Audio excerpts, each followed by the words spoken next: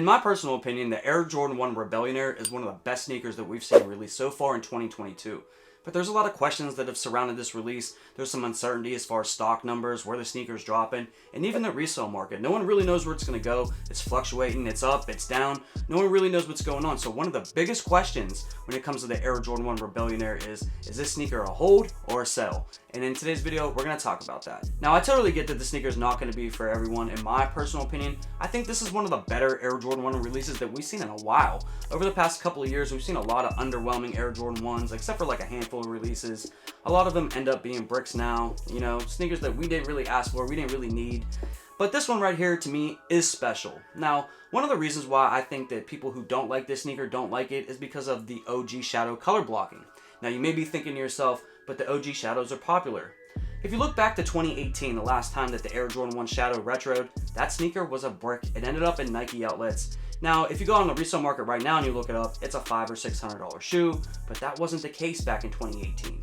Even back in 2021, when the Shadow 2.0 released, this was a brick as well. This sneaker sat around, and even if you took an L on the Nike sneakers app or something like that, you were able to go pick this sneaker up for pretty much retail.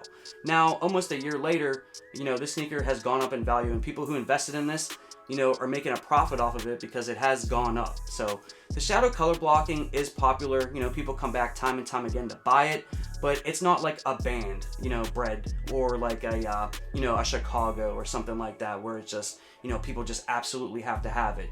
Out of all the OG colorways with the Air Jordan 1, the shadow is probably the least popular of them all. Now, to me, this sneaker was an absolute must cop. As soon as mine come in, they're going straight to the toe.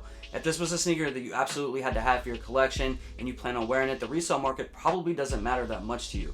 But on videos that I've already made on this sneaker, one of the biggest questions that I've seen in my comments or on Instagram when it comes to this particular release is, you know, if you cop it, should you hold it or should you sell? Now, in my personal opinion, this is a definite hold. You know, like I was talking about the 2018 Shadows, you know, they started out a little bit lower and ended up going up, you know, to $500 or $600 over time. When it comes to this particular one, it has a nice backstory.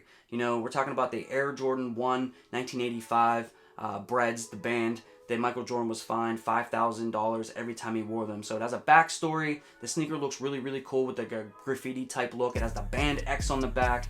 So, you know, any kind of backstory, you know, for a sneaker will always help sell the sneaker and probably help it increase in value over time. This is a definite hold. I would not sell these sneakers at all.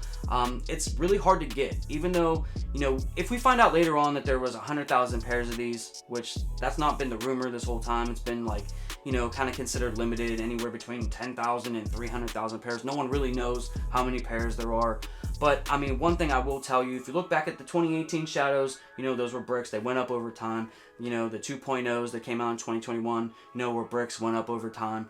And I think these are going to go up as well. I mean, this is a very nice sneaker, and probably a sneaker that we will never ever see retro ever again. So in my personal opinion, I would hold these forever.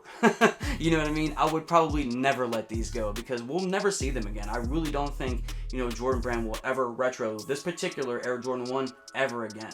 You know, when it comes to the prices though, I think when it's all said and done, this is going to be like a $300 to $400 sneaker, you know, and long term, you know, the sky's the limit. This could be a $500, $600, $700, $800 sneaker in a couple of years. So I wouldn't sell this sneaker at all. Now, if you're just looking to make a quick flip, you know what I mean, and invest a little bit of money, if you're lucky enough to get a pair or two, you know what I mean, you'll be able to make some money. Retail on these is $170. So, you know, if you're able to get $300 or $350 for them, you know, after you get them, that's not a bad little come up either. So, but in my personal opinion, I would hold these until the wheels fall off. But guys, these are just my personal opinions when it comes to this particular Air Jordan 1 release. And even though I'm telling you to hold the sneaker, you know, don't listen to me if you can't afford it. Don't hurt yourself financially for a shoe. It's really not worth it. There'll always be other sneakers coming out that you'll be able to invest in and make money on. So, you know, if you can afford to hold it, definitely hold it. But if you can't, sell the sneaker. But, you know, guys, let me know down in the comment section what you think about the Air Jordan 1 Rebellionaire. Is this a must cop for you? Is this a, you know, sneaker that you're putting straight to the toe? Is this an investment for you? Let me know down in the comment section below. I really like to thank you all for stopping over my channel and checking out another one of my videos. I really do appreciate you guys. And until next time, peace.